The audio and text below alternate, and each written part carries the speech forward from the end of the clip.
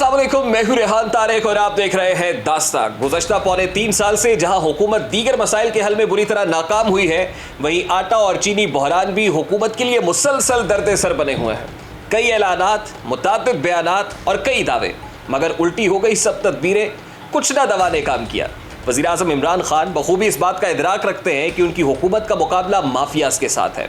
वही माफियाज जो बड़े मुज़ूर हैं, वही माफियाज के जिनके गिर्द उनकी हुकूमत को शिकंजा कसना है, सख्त करना है ताकि अवाम को रिलीफ पहुंच सके। मगर मरज बढ़ता गया जूजू दवा की। आपको याद है इमरान खान साहब जब जब नोटिस लेते हैं, जब जब एक्शन लेने की बात होती है, चीनी अवाम की पहुंच से बाहर हो जाती है, आटा अवाम की दस्तरस से निकलता हुआ दिखाई देता है। अब एक बार फिर हुकूमत इनएक्शन दिखाई दे रही है।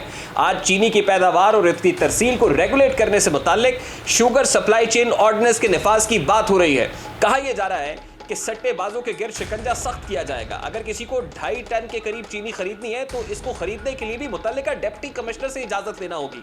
आज वज़ीर आला पंजाब सरदार उस्मान अहमद खान बुज़दार ने वज़ीर आज़म की मुशीर बराए दाखिला और एहतसाब शहजाद अकबर के हमरा बड़ी धुआंधार प्रेस कॉन्फ्रेंस की है, जिसमें इस ऑर्डिनेंस के निफाज से मुताल्लिक ऐलान सामने आया है। वो क्या कह रहे थे, सबसे पहले उसकी एक झलक आपके सामने रखता है। Punjab sugar supply chain management order 2021 के तहत शुगर मिल्स और डीलर के गोदाम की रजिस्ट्रेशन होगी। रजिस्टर्ड डीलर ही चीनी की खरीदो फरोख्त कर सकेगा। शुगर माफिया से निपटना मुमकिन हो सकेगा और आवाम को सस्ती चीनी की फराहमी यकीनी बनाई जा सकेगी। कोई भी factory, dealer, wholesale dealer 2.5 metric tonne से ज़्यादा चीनी स्टोर नहीं कर सकेगा। इससे ज़ायद चीनी ज़ख़ीरा करने की इजाज़त मुतल्लिका डिप्टी कमिश्नर से हासिल करनी होगी। गैर रजिस्टर्ड डीलर, होलसेल डीलर चीनी की खरीदो फरोख्त नहीं कर सकेगा। कोई भी शुगर मिल गैर रजिस्टर्ड डीलर को चीनी फरोख्त नहीं कर सकेगा। वज़ीर आला पंजाब सरदार उस्मान अहमद खान बुज़दार की गुफ्तगू आपने सुनी है। वो इरादे का इजहार कर रहे हैं कि अब की बार माफियाज को कंट्रोल कर लिया जाएगा, अब की बार एक ऑर्डिनेंस ही काफ़ी है। लेकिन सवाल तो ये है कि शुगर सप्लाई चेन ऑर्डिनेंस का नफाज क्यों ज़रूरी था। सवाल तो ये भी है कि गुज़श्ता कई माह से चीनी की कीमतें 20 रुपये से भी ज़ायद क्यों बढ़ गई हैं। सवाल तो ये भी है कि अब की बार हुकूमत के पास ऐसा क्या है कि वो इसको एग्जीक्यूट भी कर लेंगे। और सवाल तो फिर ये भी है कि ये सब कुछ at this point in time क्यों हो रहा है। FIA साइबर क्राइम विंग की तरफ से एक कार्रवाई की गई है, जिसमें उन्होंने खोज लगाया है कि सट्टेबाज किस तरह ऑपरेट कर रहे थे, किस तरह चीनी की होर्डिंग हो रही थी, ज़ख़ीरा अंदोज़ी कौन कर रहा था और चीनी की कीमतें किस तरह बढ़ाई जाती थी। व्हाट्सएप चैट भी लीक हुई है और इस व्हाट्सएप ग्रुप के अंदर कौन लोग किसके कहने पर, किसके ईमा पर काम कर रहे थे, वो तमाम तर बातें भी सामने आ गई हैं। आज मीडिया को ब्रीफ करते हुए वज़ीर आज़म की मुशीर बराए दाखिला और एहतसाब शहजाद अकबर साहब ने ये तमाम तर फैक्ट्स आवाम के सामने रखे हैं। वो क्या कह रहे थे, ज़रा उसकी एक झलक भी आपके सामने रखता है। ये ग्रोह ना सिर्फ प्राइस एस्केलेशन में शामिल है, बल्कि मनी लॉन्ड्रिंग, बेनामी अकाउंट्स, सट्टेबाजी, इन तमाम जराइम में मुलव्वस है।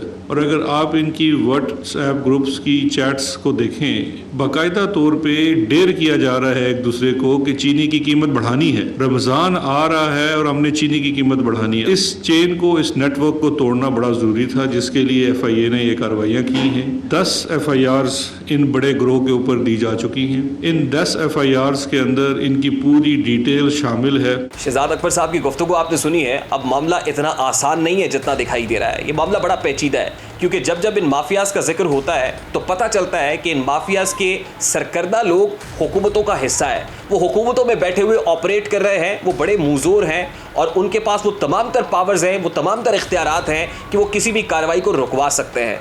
अब जो कार्रवाई FIA साइबर क्राइम विंग ने की है और जो खोज उन्होंने लगाया है, उसमें बताया जा रहा है कि वज़ीर आज़म इमरान खान साहब के करीबी साथी जहांगीर खान तरीन साहब की शुगर मिलें भी शामिल है।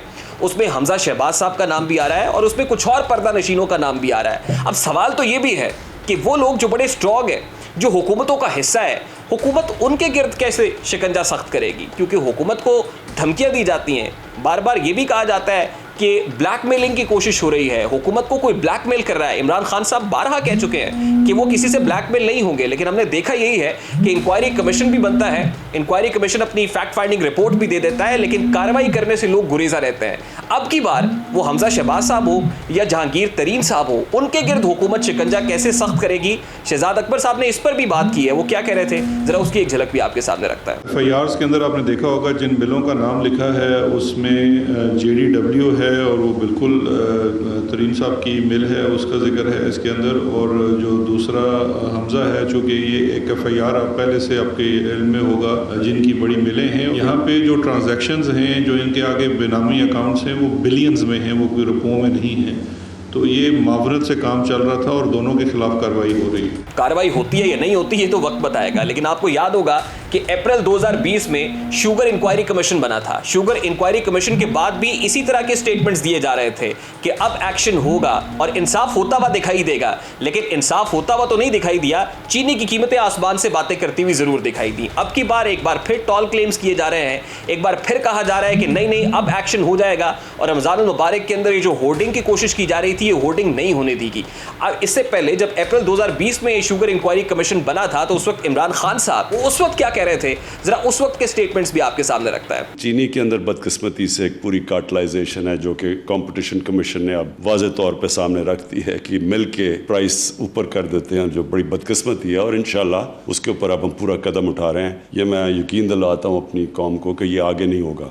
अब ये तमाम तर टॉल क्लेम्स आपके सामने है, लेकिन सवाल ये है कि अब की बार हुकूमत किन ग्राउंड्स पर बड़ी कॉन्फिडेंट महसूस कर रही है। FIA साइबर क्राइम विंग की तरफ से क्या कार्रवाई की गई है, अब की बार वो कौन सा डेटा है जो FIA को मिल गया है, वो कौन सा सुराग है, वो कौन सा खोज है जो FIA ने लगा लिया है, और हुकूमत इन बेसिस के ऊपर बहुत स्ट्रॉन्ग महसूस कर रही है। बात करेंगे, हमारे रिपोर्टर इरफान मलिक हमारे साथ मौजूद हैं। बहुत बहुत शुक्रिया इरफान मलिक आपके वक्त के लिए। इरफान मलिक, ये बताइएगा कि FIA साइबर क्राइम विंग की तरफ से एक बड़ी कार्रवाई की गई और कहा यह जा रहा है कि नेटवर्क पकड़ा गया है जो इस सट्टेबाजी के अंदर मसरूफ था। तो क्या हकाइक सामने आए हैं, वो कौन कौन से एविडेंसेस हैं जो अनअर्थ हुए हैं, सरफेस पर आ गए? जी बिल्कुल, आपको बताएं रेहान, इसमें FIA की जानिब से एक मेगा स्कैंडल जो है उसका ब्रेकअप किया गया है। और इस ब्रेकअप में आपको बताएं कि मनी लॉन्ड्रिंग, उसके साथ साथ चीनी का बहरान पैदा करना और उसके साथ जो दीगर जो एविडेंस जो हैं वो FIA को हासिल हुए हैं। और इसमें अगर आसान अल्फाज के अंदर आपको समझा सकूं तो मैं व्यूवर्स के लिए भी कि जो बड़ी शुगर कंपनीज़ थी, जो शुगर मिल्स थी, जिनमें रमज़ान शुगर मिल हो गई, जहांगीर तरीन की हो गई, खुसरो मुख्तार की हो गई, मियाँ लतीफ़ की हो गई, या लाहौर का एक बड़ा ग्रुप है जिनकी शुगर मिल्स थी। और ये शुगर मिल्स जो थी, इसमें होता ये था कि इनके बड़े बड़े जो ब्रोकर थे, मेन ब्रोकर, हर जो मिल थी उसने अपना एक मेन ब्रोकर रखा हुआ था जिसको 80% अपनी प्रोडक्शन की जो शुगर थी वो उस ब्रोकर को दी जाती थी और 20% जो मार्केट में फ़रोख्त की जाती थी।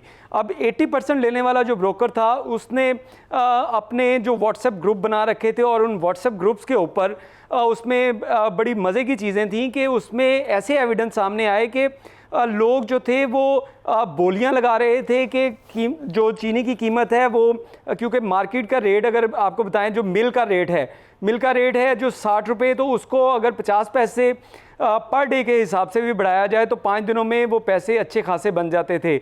और इसी तरह ये रेट जो था 91 रुपीज़ तक जो पर केजी के हिसाब से मिल तक से जो परचेज़ करने के लिए इसकी बिडिंग की जाती थी। और इस बिडिंग के बाद जो शख्स जो था, जो मेन ब्रोकर होता था, वो अगर वो बिड जीत जाता था तो उसके बाद वो ऐसा करता था कि तमाम जो बड़ी शुगर मिल्स हैं उनसे वो चीनी जो 80% उनकी प्रोडक्शन है वो अपने पास रख लेता था। और उसके बाद उसकी मर्ज़ी थी कि 91 रुपये लेने वाली चीनी जो है वो 100 रुपये की बेचे, वो 110 रुपये की बेचे या इससे भी ज़्यादा बेचे, क्योंकि तमाम जो कंपनीज़ थी, जो शुगर मिल्स जो मिल्स थी, उन्होंने तमाम का तमाम जो अपना स्टॉक था वो उसी के ज़रिए बेचना था। अब अगर 60 रुपये के करीब जो है वो मिल का रेट हो तो उसके बाद अगर मिल को जो 91 रुपये उसके पर केजी के हिसाब से मिल रहे हों तो हिसाब लगाएं कि 1 केजी के ऊपर मिल जो थी वो 30 से 31 रुपये जो थी वो कमा रही थी। और इसी वजह से जो चीनी जो है वो मज़ीद महंगी से महंगी होती जा रही थी। तो अब तो ये प्लान था कि माह रमज़ान में ये चीनी 110 रुपये किलो के हिसाब से फ़रोख्त की जाए। अच्छा इरफान, ये बताएगा कि यकीनन इस तमाम तर प्रोसेस में शुगर मिलर्स भी इन्वॉल्व हैं और शुगर मिलर्स के ईमा के बगैर तो कोई भी ब्रोकर काम नहीं कर सकता। लेकिन ये जो शुगर मिलर्स हैं, ये जो माफिया जिसको कहा जाता है, ये बड़े अरसे से काम कर रहे हैं। They are deeply rooted. इनको पता है कि किस तरह सरकार की नज़रों से ओझल होना है, किस तरह खाते और रसीदें वो कच्ची बनानी है ताकि सिस्टम के अंदर ना आ सके, कोई पकड़ ना सके। इसीलिए तो साल से ये काम कर रहे थे। अभी भी जो लीक हुआ है डेटा वो व्हाट्सएप ग्रुप हुआ है, व्हाट्सएप चैट हुई है। क्या कोई ऐसा सब्सटैंशियल एविडेंस है, कोई लिखत पढ़त, कोई रसीद, कोई खाता जो डायरेक्टली ये सर्टेन कर सके कि शुगर मिलर्स इसके अंदर बराह रास्त इन्वॉल्व है? जी बिल्कुल, इसमें एफआईए की जो इन्वेस्टिगेशन की गई उसके अंदर ये लोग जिनके हम ब्रोकर्स जिनको कह रहे हैं, जिनके खिलाफ एफआईआर की गई, पूरे पंजाब में ये 10 एफआईआर हुई, इन ब्रोकर्स के उनके साथ डायरेक्ट लिंक जो हैं वो डेवलप हो चुके हैं। इनकी व्हाट्सएप हिस्ट्री, जो मोबाइल से जो 36 मोबाइल जो कब्ज़े में लिए गए, इसी तरह 20 लैपटॉप जो कब्ज़े में लिए गए, उनके साथ ये डायरेक्ट लिंक इन ब्रोकर्स का उन मिल मालकान से साबित हुआ है। और इसी वजह से आपको बताएं कि 2020 के अंदर जो 2 मुकदमात दर्ज किए गए थे, एक हमजा शहबाज शरीफ, उनके जो साहबजादे सलमान शहबाज के खिलाफ दर्ज हुआ था, और इसी तरह एक मुकदमा जहांगीर तरीन और उनके साहबजादे अली तरीन के खिलाफ मुकदमा दर्ज हुआ था। इन मुकदमात के अंदर अगर देखा जाए तो एक जेआईटी रिपोर्ट बनी थी, उस जेआईटी रिपोर्ट में ये कहा जाता था कि शुगर मिल जो मिल्स हैं इनको 55 रुपये के हिसाब से मार्केट के अंदर चीनी फ़रोख्त करनी चाहिए, और अगर 1 रुपया इसमें बढ़ता है तो इसका मतलब है कि 5.5 बिलियन जो है वो इन मिल मालकान की जेबों में जाते हैं। जब 55 रुपये की चीनी होगी तो और वही चीनी 110 रुपये की बिकेगी, यानी कि 55 रुपये एक्स्ट्रा चार्ज अगर ये मिल मालकान करेंगे तो उससे हिसाब लगाया जा सकता है कि कितने अरब जो है। इरफान बिल्कुल दुरुस्त फरमा रहे हैं, और ये इस वक्त जो कार्रवाई हुई है उसके मुताबिक ये कहा जा रहा है कि 110 अरब रुपए कमाए गए हैं। अगर 110 अरब रुपए कमाए हैं तो यकीनन अवाम की जेबों से ही निकाले हैं ना। अब हुकूमत की तरफ से जो इंक्वायरी कमीशन तश्कील दिया गया था अप्रैल 2020 के अंदर, उसमें तो ये फैक्ट फाइंडिंग रिपोर्ट सामने आ गई थी कि चीनी की असल में इनएक्चुअल कीमत क्या होनी चाहिए और मार्केट में कितने की मिल रही है। लेकिन बजाय इसके कि वो कम होती, चीनी की कीमत तो 20 रुपए मजीद बढ़ गई, तो उससे तो ये माफिया भरपूर तरीके से कैपिटलाइज करता हुआ दिखाई दे रहा है। तो अभी तक ये जो इंफॉर्मेशन मिली है, तमाम तर केसेस होने के बावजूद, इंफॉर्मेशन होने के बावजूद, क्या पकड़ में आ सकेंगे ये लोग? क्योंकि ये तो बड़े हैवी वेट्स हैं। रेहान, इनकी असर रसूख का इस तरह अंदाज़ा लगाया जा सकता है कि जैसे आपने इसका जिक्र किया कि अप्रैल 2020 के अंदर एक कमीशन बनाया गया, जिस कमीशन का काम था कि इसको इन्वेस्टिगेट करना। उस कमीशन के बाद से लेकर आज तक जहांगीर तरीन की अगर शुगर मिल की बात की जाए तो उसको 3 अरब रुपया गवर्नमेंट ने सब्सिडीज़ के तौर के ऊपर उसको फराहम किया। उससे जो पैसे निकलवाने थे वो तो नहीं निकलवाए जा सके, लेकिन उल्टा गवर्नमेंट ने 3 अरब रुपया सिर्फ जहांगीर तरीन की कंपनी को जो है वो फराहम किया। तो इससे अंदाज़ा लगाया जा सकता है कि मुकदमात जो दर्ज किए जाते हैं वो सिर्फ रवायती चीज़ें होती हैं, और उसमें जो हम कहें कि इनके खिलाफ कोई कार्रवाई होगी, इनसे पैसे निकलवाए जाएंगे, तो वो सिर्फ हमें शायद बातों में नज़र आता है। और आज भी हम जब डायरेक्टर एफआईए डॉक्टर रिजवान से जब बात कर रहे थे तो उनसे जब पूछा गया कि उनकी गिरफ्तारियां क्यों नहीं अमल में लाई जा रही, तो उसके एवज़ उनका साफ सा जवाब था कि इन्वेस्टिगेशन जो है वो काम कर रही है। अब 2020 के अंदर जो मुकदमात दर्ज हुए, अभी तक उनके मुल्ज़िमान, जिनमें हमजा शहबाज भी मुल्ज़िम है, उसमें जहांगीर तरीन भी मुल्ज़िम है, उसमें अली तरीन भी मुल्ज़िम है, उसमें शहबाज शरीफ भी मुल्ज़िम है, और इन तमाम मुल्ज़िमान की जानिब से कोई अदालत से रजू नहीं किया गया कि अपनी ज़मानतें करवाई जाएँ ताकि एफआईए गिरफ्तार ना करे, क्योंकि उनको पता है कि एफआईए उनको गिरफ्तार नहीं करेगी। और उसकी वजूहात भी सामने आ रही हैं कि एक, क्योंकि ये बड़े बड़े ओहदों के ऊपर ये लोग हैं, और जो लोग अपनी नौकरियां बचाने के लिए इस तरह के काम करेंगे वो इनके ऊपर हाथ नहीं डाल रहे। और यही वजह है कि अभी तक 2020 में जो मुकदमात दर्ज किए गए थे एफआईए में इन दोनों बड़ी शुगर कंपनीज़ के ख़िलाफ़, उनके मुल्ज़िमान तो गिरफ्तार नहीं हुए, लेकिन अब जो मुकदमात दर्ज किए गए वो छोटे छोटे जो ब्रोकर्स हैं उनके, वो भी मेन उसके कारिंदे कहा जा सकता है। लेकिन अगर बात की जाए कि इन बड़े शुगर मिल जो माफिया जिसको कहा जाता था, उनके खिलाफ क्या कार्रवाई हुई, तो वो अभी तक कार्रवाई हमें उस तरह नजर नहीं आ रही। बिल्कुल ठीक है, यानी छोटी मछलियां तो पकड़ में आ जाती हैं, लेकिन जो बड़े हैवी वेट्स हैं, जो मगरमच्छ है, उनके गिर शिकंजा सख्त नहीं किया जा रहा। उसकी शायद बुनियादी वजह यह भी है कि इसमें पॉलिटिकल पर्सनालिटीज इन्वॉल्व हैं, जिनके पॉलिटिकल स्टेक्स हैं, they are deeply rooted. Irfan Malik, बहुत बहुत शुक्रिया आपके वक्त के लिए। हमारे साथ पाकिस्तान पीपल्स पार्टी के रहनुमा चौधरी मंजूर साहब मौजूद है और इस पॉलिटिकल एस्पेक्ट के ऊपर उनसे बात करेंगे। बहुत बहुत शुक्रिया चौधरी मंजूर साहब आपके वक्त के लिए। चौधरी साहब, शुगर मिलर्स का ताल्लुक गबोबेश हर सियासी जमात के साथ है, क्या यही वजह है कि तहकीकात तो होती है मगर कोई भी कार्रवाई अमल में नहीं आ सकती? इनका जो इस वक्त सबसे बड़ा जो जितने भी बड़े ग्रुप्स हैं वो इनके साथ हैं। अगर आप देखें जहांगीर तरीन ग्रुप देखें, JDW देखें, फिर उसके बाद अगर आप देखें रहीम यार खान ग्रुप देखें, तांदलिया वाला ग्रुप देखें, हमायूं अख्तर देखें, तो कुछ 62% लोग जो हैं वो इस गवर्नमेंट के साथ हैं। तो बाकी लोगों का उतना शेयर बड़ा नहीं है। मैं ओमनी ग्रुप का तो 0 पॉइंट पता नहीं कितने % शेयर है, जितना वो शोर है 99.4% होगा, लेकिन जो शेयर है उनका वो इस कदर कम है। तो ये एक तमाशा है जिसको खड़ा करते हैं। मुझे ये बताएं कि वो जो पहले कमीशन बना था उसकी रिपोर्ट किधर गई, फोरेंसिक रिपोर्ट आई थी वो किधर गई, अब ये फिर इन्होंने शुरू कर दिया। तो ये अगर शुरू करना है तो हाथ डालना है, आपके पास प्रूफ है। बाकी तो गिरफ्तारियां पहले ओमनी ग्रुप की, तो पहले गिरफ्तारियां मिले सील और उसके बाद कार्रवाई शुरू हुई। इनको कोई पूछने अच्छा, वाला आप दुरुस्त फरमा रहे चौधरी साहब, अप्रैल 2020 के अंदर शुगर इंक्वायरी कमीशन बना, जो फैक्ट फाइंडिंग रिपोर्ट सामने आई उसके मुताबिक ये कहा गया कि 55 रुपए में चीनी फरोख्त होनी चाहिए, जो इस वक्त 80-90 रुपए पर फरोख्त हो रही है, जो सरियन गलत है। लेकिन उसके साथ साथ जो अब FIA साइबर क्राइम सेंटर की तरफ से कार्रवाई हुई है और एक व्हाट्सएप चैट जो है वो भी मंजर आम पर आ गई है, जिसमें ये बताया जा रहा है कि सट्टेबाज कैसे ऑपरेट करते हैं, वो चीनी की कीमत जो 55 रुपए वो 110 रुपए पर कैसे पहुंचती है और किस किस को कितना फायदा पहुंचता है। सर 110 अरब रुपए का चूना लगाया गया पाकिस्तानी पब्लिक को। हमजा शहबाज साहब की शुगर मिल से मुतालिक भी नाम सामने आ रहा है, जहांगीर तरीन साहब का भी नाम आ रहा है, उसमें कुछ पर्दा नशीनों का भी नाम आता है। तो from where they should start Chaudhary साहब? नहीं, देखिए प्रॉब्लम किधर है, ये सिर्फ अपने मुखालिफिन के खिलाफ केसेस दर्ज करते हैं और कुछ नहीं करते। जो अपने लोग हैं जो सिट्टा कर रहे हैं या जो कीमतें बढ़ा रहे हैं या जिन्होंने एक्सपोर्ट की चीनी उसके बाद ये स्टेबल नहीं हो पा रही, उनके खिलाफ क्या कार्रवाई? उनके खिलाफ कोई FIR हुई है, कमीशन बना, उसकी रिपोर्ट आ गई, फोरेंसिक रिपोर्ट आ रही है, उसका इंतजार करें, वो भी आगे। वो किधर है सारी इंक्वायरियां? किसी की गिरफ्तारी हुई है, किसी के खिलाफ? जय साहब, आज वजीर आजम के मुशीर दाखिला व एहतसाब शहजाद अकबर साहब और उस्मान बुज़दार साहब ने बड़ी धुआंधार प्रेस कॉन्फ्रेंस की है। वो कह रहे हैं कि शुगर सप्लाई चेन ऑर्डिनेंस भी हम मुतारिफ करा रहे हैं, जो एजेंट्स हैं और उनके किरदार को मिनिमाइज करेंगे, गिरफ्तारियां होंगी, 10 FIRs का इंदराज हो चुका है। और साथ ही साथ अगर 2.5 टन भी किसी ने चीनी खरीदनी है तो वो मुतल्लिका डिप्टी कमिश्नर से अब इजाजत लेगा तो उसके बाद चीनी मिलेगी। नहीं, मसला ये है कि उस वक्त भी शहजाद अकबर ने आकर ऐलान किया था कमीशन का, फिर प्राइम मिनिस्टर ने ऐलान कर दिया कि पहली बार तारीख में हो रहा है, पहली बार हो रहा है, पहली बार हो रहा है। फोरेंसिक रिपोर्ट आ रही, क्या बना? कुछ भी नहीं बना।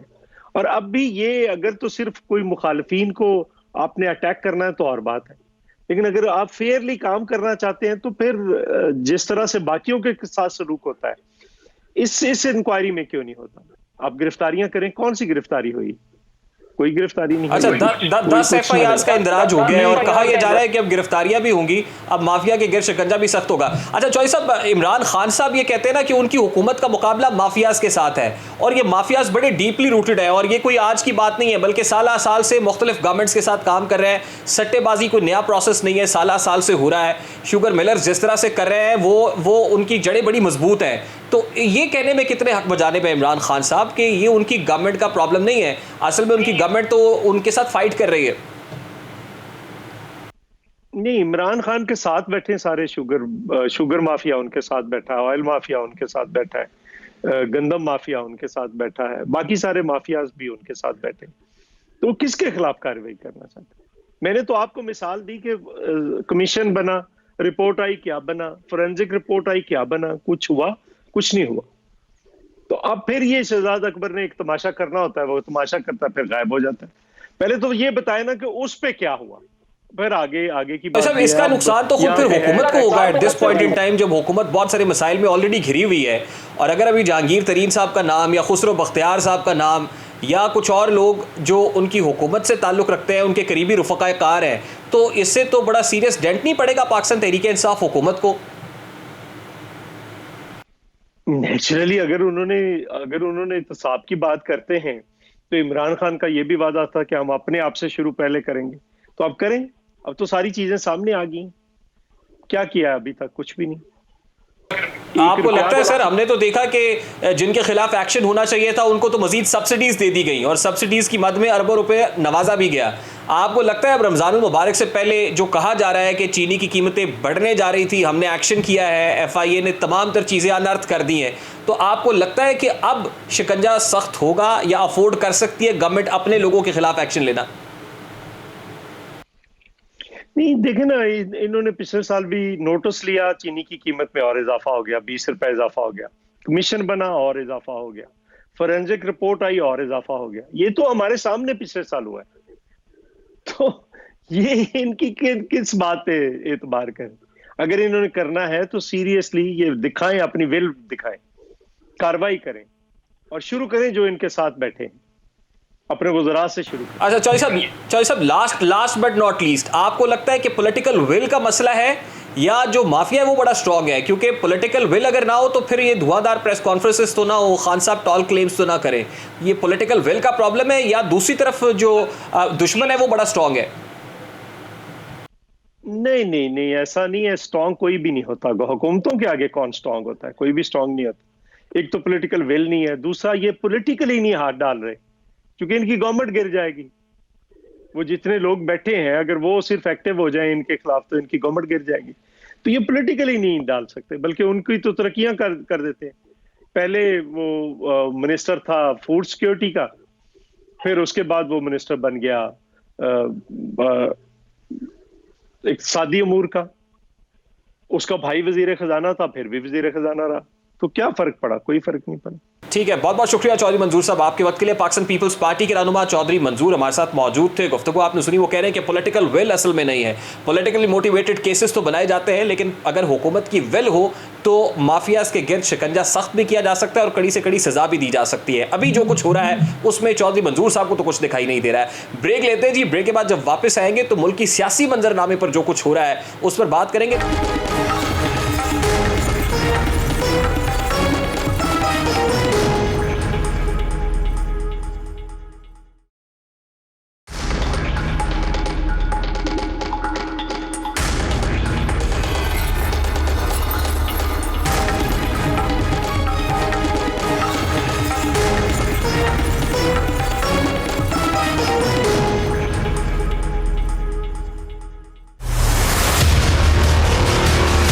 मैं अब नैब के लिए नर्म आसामी या आसान शिकार नहीं बनूंगी। जितना जुल्म नैब ने करना था, जितनी विक्टिमाइजेशन नैब के थ्रू हमारी होनी थी, जितनी इंतकाम नैब ने लेना था वो हो चुका। और जुल्म की एक हद होती है, जुल्म जब हद से बढ़ जाता है तो मिट जाता है। Welcome back. पाकिस्तान मुस्लिम लीग नून की नायब सदर मरियम नवाज साहिबा की नैब लाहौर में पेशी मुलतवी हो गई है। इससे मुताल्लिक नैब की तरफ से एक एलामिया भी जारी कर दिया गया है। बज़ाहिर दिखाई दे रहा है कि कोरोना वबा के फैलाव के बायस ये फैसला अमल में आया है, लेकिन क्या वाकई कोरोना वायरस के बायस मरियम नवाज साहिबा की पेशी मुलतवी की गई है या फिर वजह वो प्रेशर है जो बिल्ड किया जा रहा था पाकिस्तान डेमोक्रेटिक मूवमेंट की जानिब से? आज सुबह भी पाकिस्तान मुस्लिम लीग नून पंजाब के सदर राना सनाउल्लाह खान साहब ने एक मीटिंग की है। उसमें कमर जमान कायरा साहब भी मौजूद थे, उसमें JUI फे के लोग भी मौजूद थे और उसमें एक प्रेस कॉन्फ्रेंस हुई जिसमें IG पंजाब और चीफ सेक्रेटरी पंजाब के लिए भी कुछ मैसेजेस हैं जो राना सनाउल्लाह खान साहब ने दिए और कहा गया कि नैब दफ्तर को रेड जोन बनाने की कोई ज़रूरत नहीं है। IG को क्या कहा, चीफ सेक्रेटरी पंजाब से क्या कहा और किस तरह एक धमकी आमेज़ लहजा भी दिखाई दिया, ज़रा राना सनाउल्लाह साहब की वो गुफ्तगू आपके सामने रखता है। मैं IG Punjab, home secretary Punjab और चीफ सेक्रेटरी पंजाब जो कि जिन्होंने हमारे साथ साल हा साल काम किया है, वो अच्छे ऑफिसर हैं, मामला फ़हम हैं। मैं उनसे कहूँगा कि ये डरे हुए हुक्मरानों के जो है वो कहने पे आप कोई ऐसा अमल ना कीजिएगा। अगर कोई ऐसा अमल हुआ और उसके जो भी नताइज निकलेंगे, उन नताइज की ज़िम्मेदारी जो है इन हुक्मरानों को बाद में और आपको पहले बर्दाश्त करनी पड़ेगी। ये पाकिस्तान मुस्लिम लीग नून पंजाब के सदर राना सनाउल्लाह साहब हैं, गुफ्तगू आप सुन रहे हैं। ऐसी स्टेटमेंट्स इमरान खान साहब भी कंटेनर से दिया करते थे, जिसमें वो IG साहब को भी मुखातिब करते थे, जिसमें वो चीफ सेक्रेटरी को भी मुखातिब करते थे। और आपको याद होगा इस्लामाबाद के अंदर एक SP साहब को तो गिरेबान से पकड़ा भी गया था। लेकिन बात यह है कि अब इस सारे मामले को पाकिस्तान मुस्लिम लीग नून कैसे देख रही है, PDM कैसे देख रही है? क्या ये नैरेटिव सामने आएगा कि वाकई कोरोना वायरस के बायस ऐसा हुआ है, या फिर दूसरी तरफ PDM अब ये कहेगी कि नहीं असल में तो नैब डर गई है, हुकूमत वक्त डर रही है, खौफ में मुब्तला हो गई है, हुकूमत थर थर काँप रही है। मरियम नवाज साहिबा ने इससे पहले कुछ स्टेटमेंट्स दिए थे और मरियम नवाज साहिबा ने कैटेगोरिकली ये कहा था कि अब कुर्बानियाँ देने का नहीं, हिसाब लेने का वक्त है। और आ रही है मरियम, नैब आ रही है। कैसे आ रही है? मरियम नवाज साहिबा ने क्या कहा था, ज़रा उसकी एक झलक भी आपके सामने रखता है। नैब जो अब बयानात का चौकीदार बन के बैठा है, मैं उसको ये बता देना चाहती हूँ कि मरियम नवाज शरीफ सेल के अंदर रह के आई अकेली कैद से डरती नहीं है। मैं इमरान खान नहीं हूँ कि बाहर पुलिस खड़ी थी तो दीवार टाप के भाग गया। वो वक्त अब गुजर गया जब नैब जहाँ पर चाहता था उठाकर बंद कर देता था, अब कुर्बानियाँ देने का नहीं, अब हिसाब लेने का वक्त आ गया है। आएगी मरियम इंशाल्लाह, नैब में आएगी इंशाल्लाह, ये याद रखना, मरियम नवाज शरीफ नरम असामी नहीं बनेगी। तुमने कोई गड़बड़ करने की कोशिश की, भरपूर मुकाबला करेंगे। जी, मरियम नवाज साहिबा की गुफ्तगू आपने सुनी है। अगर वाकई कोरोना वायरस के खतरात बहुत ज़्यादा है, कोरोना वायरस तेज़ी से फैल रहा है, तो इमरान खान साहब ने आज अपनी मीडिया टीम के साथ एक मुलाकात की है। वो कोविड पॉजिटिव हैं, वही कोविड पॉजिटिव नहीं है बल्कि खातून अव्वल भी कोविड पॉजिटिव है। एक ऐसा घर जहाँ पर 2 कोविड पॉजिटिव पेशेंट्स मौजूद हैं, उस घर के एक कमरे में इमरान खान साहब अपनी मीडिया टीम के साथ मुलाकात कर रहे हैं। वो तस्वीर भी इस वक्त आपके सामने है। इससे क्या तासुर जाता है, कोरोना को हम कितनी संजीदगी से ले रहे हैं कि अगर वज़ीर आज़म इस्लामी जमहूरिया पाकिस्तान इमरान खान साहब खुद इस वबा का शिकार होंगे और मीडिया टीम को एक ही कमरे में बिठाकर मुलाकात करेंगे, तो फिर आप खुद ही सोचिए नैब की तरफ से क्या कोरोना वायरस के बाइस ये पेशी मुलतवी हुई है या फिर इसलिए हुई है जो पाकिस्तान डेमोक्रेटिक मूवमेंट कह रही है और उस प्रेशर के बाइस और उस खौफ के बाइस हुकूमत ने इस पेशी को मुलतवी किया है। नैब की तरफ से एलामिया जारी किया गया। हो क्या रहा है बात करेंगे। इस वक्त सीनियर साफ़ी तज्जियाकार सना बुच्चा साहिबा ने ज्वाइन किया है। बहुत बहुत शुक्रिया सना बुच्चा साहिबा आपके वक्त के लिए। सबसे पहले तो ये फरमाइएगा कि मरियम नवाज साहिबा की नैब में पेशी मुलतवी होना क्या वाकई वजह कोरोना है या फिर जैसे मरियम नवाज साहिबा ने भी कुछ ही देर पहले मीडिया टॉक की और वो कह रही है कि मैंने तो पहले ही कह दिया था कि अब मजीद बर्दाश्त नहीं किया जाएगा, तो असल में ये खौफ की अलामत है। नैब के बाद देखिए अगर कोई सब्सटैंशियल एविडेंस होती वो मजीद वायरस क्या होंगे। मतलब लाहौर में रिलीज गई थी नैब को पिछली दफा भी उनकी पेशी के लिए बुलाया गया तो उनका एम्बैरेसमेंट ही हुई थी। अब वो तशद्दुद की बात करें, कोरोना की बात करें, और अगर कोरोना की बात ही कर रहे हैं तो हमारे सिटिंग प्राइम मिनिस्टर आज मतलब वो उनका 5th या 8th डे है, अब इस पे जाहिर है 2 राय आ सकती है और वो लोगों से मिल रहे हैं। और नहीं तो सना बुच्चा साहिबा फिर एहतसाब कमज़ोर आदमी के लिए, एहतसाब सिर्फ बकरी चोर के लिए और एहतसाब का बोरी बिस्तर फिर अब गोल समझें, क्योंकि जब कोई आईनी इदारा आपको बुलाएगा आप मुसल्लह जत्थे लेकर पहुंच जाएंगे, आप ऐलान करेंगे कि हम अकेले नहीं आएंगे बल्कि हज़ारों और लाखों की तादाद में कारकुन हमारे साथ मौजूद होंगे, लठ बरदार होंगे कारकुनान, तो फिर इतना आसान हो गया फिर एहतसाब तो मतलब टाइटा फिश। देखिए अगर ये एहतसाब हो रहा होता और अगर ये एहतसाब लग रहा होता, अगर ये जरा सी इसमें एक कहते हैं ना एक झलक भी होती कि ये इंसाफ है, तो मैं आपकी बात से बिल्कुल अग्री करती है, बिल्कुल गलत है। 2 नहीं है, एक पाकिस्तान होना चाहिए और एक ही इंसाफ होना चाहिए और एक ही तरह से चीजों को काम करना चाहिए। लेकिन we don't live in an ideal world और ये इंसाफ नहीं हो रहा। ये इंसाफ के कटहरे में मरियम साहिबा नहीं है, ये किसी और के कटहरे में मरियम साहिबा है। अगर इस केस में जरा सी भी हकीकत होती तो ना नवाज शरीफ साहब इस वक्त लंदन बैठे होते, ना मरियम साहिबा इस वक्त बेल पर बाहर होती और ना शहबाज शरीफ साहब के बेटे को रिलीफ मिलता और ना शहबाज शरीफ साहब को कहा जाता कि दरख्वास्त दी कि आपको जमानत मंजूर करा दी जाएगी, ना ये कि पाकिस्तान पीपल्स पार्टी सरदारी लेड डील्स कर रहे होते, ना ये कि वो रिलीफ एक तरफ से मांग रहे होते, एक तरफ से बैड कॉप एक तरफ से गुड कॉप खेला जा रहा होता। तो ये बात इंसाफ की नहीं है। ये प्लीज आवाम को ये इंसाफ और करप्शन के दूरबीन से दिखाना छोड़ दीजिए, ये चश्मा हमारी आंखों से हटा दीजिए, क्योंकि इंसाफ इस मुल्क में नहीं मिलता। इंसाफ ना गरीब को मिलता है ना अमीर को मिलता है। और मतलब अगर कोई इंसाफ से ऊपर है तो वो तो फिर हमारे सिर्फ 2-3 इदारों के लोग ही हैं। मीडिया भी अब बहुत बड़ी स्ट्रॉन्ग फोर्स बनती जा रही है, उसको आप हाथ नहीं लगा सकते, बाकी सबको आप निचोड़ लें। वैसे जमहूरी लीडर तो आप उसकी गर्दन तो वैसे ही पकड़ी है। नहीं तो सना बुच्चा साहिबा नैब की पेशी मुलतवी होना इसका मतलब ये समझा जाए कि हुकूमत बैकफुट पर आ गई है। अगर नैब ने एलामिया जारी किया है कि हम किसी मुनासिब वक्त पर मरियम बीबी को सुनेंगे, तो इसका मतलब ये समझा जाए कि ये हुकूमत बैकफुट पर है, हुकूमत ने 2 कदम पीछे लिए है।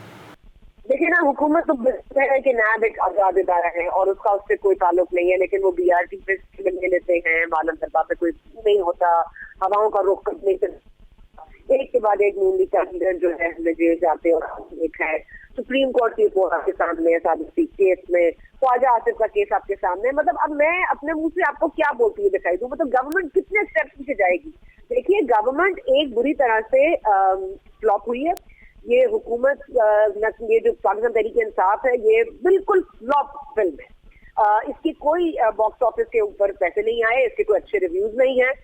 इसको आप जैसे कहते हैं किसी फिल्म के बड़े बुरे रिव्यूज आते हैं, मतलब जिस मुल्क में आज पाकिस्तान डे परेड पर अर्तुगरुल का ओरिजिनल साउंड ट्रैक प्ले किया जाए, मुझे बता दीजिए उस मुल्क को हम क्या कहेंगे? वो मुल्क कहाँ खड़ा है? मतलब हमें तो मतलब शर्म से सर झुका लेना चाहिए। मतलब हम इतने आगे चले जाते हैं अपने प्यार और अपने पैशन में कि हमारी कोई पर्सनालिटी नहीं है। हम टर्किश ड्रामे का ओरिजिनल साउंड ट्रैक चला रहे हैं पाकिस्तान डे परेड में। आप ये सोचिए कि आप क्या कर रहे हैं अपने साथ।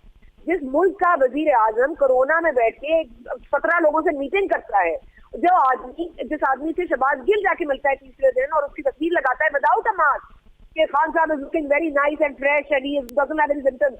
मतलब इस मुल्क का क्या आप हाल बता रहे हैं? और मैं आपको एक बहुत बड़ी वसूख से एक बात कहती हूँ कि पाकिस्तान तहरीक-ए-इंसाफ के अंदर एक ग्रुप पैदा हो गया है, एक बड़ा लीडर उनका एक खाना किया है उसने, और उससे यहाँ तक बात की है कि देखिए अगले इलेक्शन में तो अगर हम यूं ही चलते रहे तो अगला इलेक्शन तो हमें नहीं मिलेगा। और हमारी हालतें वो नहीं है, क्योंकि ये अगर पावर में आ गए नून लीग और पीपल्स पार्टी तो ये हमारे साथ करेंगे क्या? और वो तो सीटी मार के जेल के अंदर जाते हैं, तालियां बजा के जेल से बाहर निकलते हैं। हम तो जेल में एक दिन नहीं रह सकते, ये पीटीआई के अपने लोग कह रहे हैं। अच्छा सरा मुझे साहब, आप जैसे फरमा रही है अगर हुकूमत ट्रबल में है या हुकूमत इस वक्त मुश्किल में दिखाई दे रही है, आप तो हुकूमत को फ्लॉप फिल्म करार दे रही है, तो दूसरी तरफ पीडीएम भी तो इस तमाम तर सिचुएशन से कैपिटलाइज करती हुई दिखाई नहीं दे रही। पीडीएम इससे कैसे फायदा उठा सकती? देखिए पीडीएम आपस में डिवाइडेड जरूर होंगे। एक डिफरेंस ऑफ ओपिनियन आया है और एक वो डिफरेंस ऑफ ओपिनियन ने एक चीज को हवा दी है। और बिल्कुल ये बात, मतलब मैं I am not naive, I am not politically naive, मुझे अंदाजा है कि इसको डिचिंग ही कहते हैं। जो पीपल्स पार्टी ने किया है उसको डिचिंग ही कहा जा सकता है, इसको और कुछ कहा नहीं जा सकता। और ये पीपल्स पार्टी ने किया, पीपल्स पार्टी ने अपने मफाद में किया है। सरदारी साहब ने किस सोच के उसमें हुदूद में रहते हुए किया है। अब ये जाहिर चीजें हमें सबको पता नहीं होती, हम सिर्फ एक इंटेलिजेंस गैस कर सकते हैं, ठीक है? और इंटेलिजेंस गैस हमारी इंफॉर्मेशन पे होती है, जो हमारी सोर्सेज हमें बताती है, कुछ सही होती है कुछ गलत होती है। तो मैं वो बात नहीं कर सकती जो बंद कमरों में हुई है, लेकिन हाँ बात बंद कमरों में हो जरूर रही है। और कौन बात कर रहा है ये आप भी जानते हैं, मैं भी जानती हूँ। इस मुल्क की बागडोर किसके हाथ में है वो आप भी जानते हैं, मैं भी जानती हूँ। देखिए रेजिस्टेंस जो है वो बरकरार रहेगी। पाकिस्तान डेमोक्रेटिक मूवमेंट एक रेजिस्टेंस की सियासत कर रहे थे और पाकिस्तान पीपल्स पार्टी एक नेगोशिएशन की सियासत कर रहे हैं, अपने अपने नजरिए से कर रहे हैं। वो नेगोशिएशन की तरफ जा रहे हैं, ये रेजिस्टेंस की तरफ जा रहे हैं। लेकिन देखिए इवेंचुअली रेजिस्टेंस में नेगोशिएशन में ही तब्दील होना है, वो भी किसी लेवल पर जाके रेजिस्टेंस को भी नेगोशिएट ही किया जाएगा। तो पीपल्स पार्टी शायद वो पहले रास्ता लेना चाहती है, ये शायद ज्यादा प्रेशर बिल्ड करना चाहते हैं और शायद ये समझते हैं कि इनके पास प्रेशर बिल्डिंग टैक्टिक्स है। और हमने देखा है कि मरियम साहबा की आज आवाज बुलंद बांग वो बोलती हैं, और जब वो बोलती हैं तो वो लोगों को डराती हैं। तो आपको क्या लगता है इस तमाम तर सिचुएशन से कौन सा बयानिया ज्यादा फायदा उठाएगा? क्या मफामती बयानिया चलता हुआ दिखाई दे रहा है या अल्टीमेटली मजामती बयान ही बचेगा और उसे ही फायदा होगा? लेकिन पाकिस्तान पीपल्स पार्टी को भी मेरे अगेन ये गैस कह लीजिए, लेकिन पाकिस्तान पीपल्स पार्टी भी ये नहीं समझ रही उसके साथ भी हैंड हो जाएगा। I am of course not privy to that, लेकिन ये मैं जरूर कह रही हूँ कि ये इनके वादे कभी वफा नहीं होते। और इनके जो हमारे अदारे हैं वो समझते हैं कि वो सबसे ज्यादा स्मार्ट है और वो सबसे ज्यादा ओवर स्मार्ट प्ले कर सकते हैं, लेकिन कभी कभार वो ओवर स्मार्ट प्ले करते करते कोई ऐसी मूव कर जाते हैं जिसमें उनके अपने हलीफ फरीद बन जाते हैं और हरीफ हलीफ बन जाते हैं। इसलिए मैं आपको ये बता रही हूँ अगेन कि देखें, अयूब खान ने ये नहीं सोचा था कि उसके साथ क्या होगा, ज़िया ने ये नहीं सोचा था कि उसका एंड क्या होगा। सबने अच्छा ही सोचा होता है, सबने अपने अपने लिए अच्छा ही सोचा है। कभी क्या मुशर्रफ साहब ने सोचा होगा कि मैं कभी जरदारी साहब के साथ जाके मुफाहमत या मुज़ाहमत करूंगा। देखिए politics is the art of possibility, कोई भी चीज हतमी तौर पर नहीं कही जा सकती। पीपल्स पार्टी को के साथ हैंड होगी ये भी हतमी नहीं कहा जा सकता, पीपल्स पार्टी को अपनी डील में कामयाबी मिलेगी ये भी नहीं कहा जा सकता। लेकिन मैं आपको ये बता दूं कि पीपल्स पार्टी सिर्फ अपनी डील नहीं करेगी, पाकिस्तान पीपल्स पार्टी नून लीग के लिए भी डील करेगी। और वो जाहिर है कि नून लीग को भी एक तरफ से कंट्रोल करके उनकी डील का फ्यूल ही जो उनका जो डील है उनका वो फ्यूल वो नून लीग से ही आ रहा है, वो पीडीएम से ही आ रहा है। तो अगर आज वो पीडीएम छोड़ देती है तो नून लीग को इसको नुकसान नहीं है, इसका नुकसान पीपल्स पार्टी को पड़ेगा। तो इसलिए मुझे लगता है अगर पीपल्स पार्टी इंटेलिजेंटली खेलती है, पीडीएम को अपनी ताकत बना के, अपना फ्यूल बना के और उनको अपने साथ लेके, तो पीपल्स पार्टी सक्सीड कर जाएगी। वरना पीपल्स पार्टी जिस तरह से उसमें कहते हैं उन्होंने मतलब जहाँ पर है वहीं पर रहेगी, इससे ज्यादा ना इससे कम। नहीं तो ये बात पाकिस्तान मुस्लिम लीग नून या पीडीएम में शामिल दीगर जमातों को दिखाई नहीं दे रही है कि पाकिस्तान पीपल्स पार्टी तो पीडीएम का कांधा लेकर फायदा उठा रही है या उसको पॉलिटिकल गेम्स हो रहे हैं, लेकिन पाकिस्तान मुस्लिम लीग नून और दीगर जो जमातें पीडीएम में शामिल हैं वो इस वक्त लूजिंग एंड के ऊपर दिखाई दे रही है। ये बातें उनको समझ नहीं आ रही। मैंने ये कहा कि पीडीएम को एज अ फ्यूल यूज कर सकती है पीपल्स पार्टी, और पीडीएम में नून लीग भी शामिल है। तो जब नून लीग के देखिए ना एकदम से ये तमाम तर जो आपको अब देखिएगा 1-2 दिन कुछ सख्ती आएगी, फिर आप देखिएगा कोई ना कोई रिलीफ आएगा नून लीग के लिए, और ये सारा रिलीफ जो है मैं समझती हूँ और बहुत रिस्पॉन्सिबल स्टेटमेंट दे रही हूँ कि तमाम चीजें बैकडोर पे हो रही है। ये कोई भी चीज मतलब नैब के अपने इदारे ने नहीं सोचा होगा, उनको नहीं समझ आई होगी कि वो आज के दिन ही ये कर लेते। परसों मरियम ने बयान दिया, कल मरियम थोड़ा सा और बोली तो आज नैब हल्की हो गई। कल तक फौज को तैनात किया जा रहा था, रेंजर्स को बुला लिया गया था, इनको डराया जा रहा था। मतलब ये तो एक दोनों तरह से डराया जा रहा था कि हम रेंजर्स ला रहे हैं, हम लोग ला रहे हैं, हम इसको रेड जोन बना रहे हैं, हम इसको रेड जोन क्यों बना रहे हैं। मतलब ये तमाम सारी चीजें देखिए, और मैं वही कह रही हूँ कि पीडीएम बजाते खुद एक पावरफुल फोर्स है, और इसमें आपको ये देखना पड़ेगा कि इसमें वो तमाम रह गई जमात इस्लामी। तो देखिए पीडीएम में जो लोग हैं नुमाया, ये अब आप मौरूसी सियासत कह लीजिए, कम से कम आप मुझे बता दीजिए आज इमरान खान अल्लाह उनको जिंदगी दे, लेकिन आज इमरान खान को कोरोना से कुछ हो जाता है, अल्लाह ना करे मेरे मुंह में खाक, अल्लाह उनको लंबी जिंदगी अता फरमाए, लेकिन इनका नेक्स्ट ऑफ किन कौन है। मतलब हम लोग बहुत मौरूसी सियासत पे बात करते हैं, हम कहते हैं पेट्रियार्कल पॉलिटिक्स भी गलत है, लेकिन कम से कम जरदारी के बाद बिलावल है, मरियम के बाद खाकान है, नून लीग का कोई तो वली वारिस है। तो मैं कह रही हूँ देखिए जमात इस्लामी का भी यही प्रॉब्लम है। आप जमात इस्लामी भी देख लीजिए कितना छोटा है। जमात इस्लामी में मौरूसी सियासत नहीं है, इसलिए जमात में सियासत नहीं है और सियासत में जमात नहीं है। I hope you got the fun कि जिसमें मौरूसी सियासत नहीं है उसकी जगह भी सियासत में नहीं है। तो देखिए जमात इस्लामी कहने को तो बहुत जल्द से करती है, लेकिन वो सियासत में एक्चुअली तो कोई पार्ट नहीं होल्ड करती। तो इसीलिए मैं कह रही हूँ कि अगेन पीडीएम के लोग, पीडीएम में जो पार्टी शामिल हैं वो एक एजेंडा के लिए शामिल हैं। मेरा ख्याल है पहली दफा ये हो रहा है कि अब्बू बचाओ मुहिम नहीं है। अगर ये अब्बू बचाओ मुहिम होती है तो इसमें माशाल्लाह से सही क्या कर रहे हैं, इसमें पहले मतलब एएनपी क्या कर रही है, इसमें और लोग क्या कर रहे हैं। तो जाहिर है ये करप्शन छुपाने की जमातें नहीं है। ये बार बार कहने से सच झूठ नहीं बन जाता या झूठ सच नहीं बन जाता। ठीक है, बहुत बहुत शुक्रिया सना बुच्चा साहबा आपके वक्त के लिए। सीनियर सहाफ़ी तज्ज़ियाकार सना बुच्चा साहबा हमारे साथ मौजूद थी, गुफ्तगू आपने सुनी है। उनको तो पाकिस्तान डेमोक्रेटिक मूवमेंट का ये इत्तेहाद बड़ा फ्रूटफुल दिखाई दे रहा है। She is being very optimist. वो ये कह रही हैं कि अल्टीमेटली ये कोई अब्बू बचाओ मुहिम नहीं है, बल्कि इसका फ़ायदा किसी ना किसी को ज़रूर होगा, और अगर तमाम तर जमातें इकट्ठी हैं, मुत्तहिद हैं, तो किसी ना किसी वजह से हैं। बारकैफ आज के प्रोग्राम से अब तक के लिए इतना ही जी। आपसे मुलाकात होगी कल। अपना बहुत सारा ख्याल रखिएगा। अल्लाह हाफ़िज़।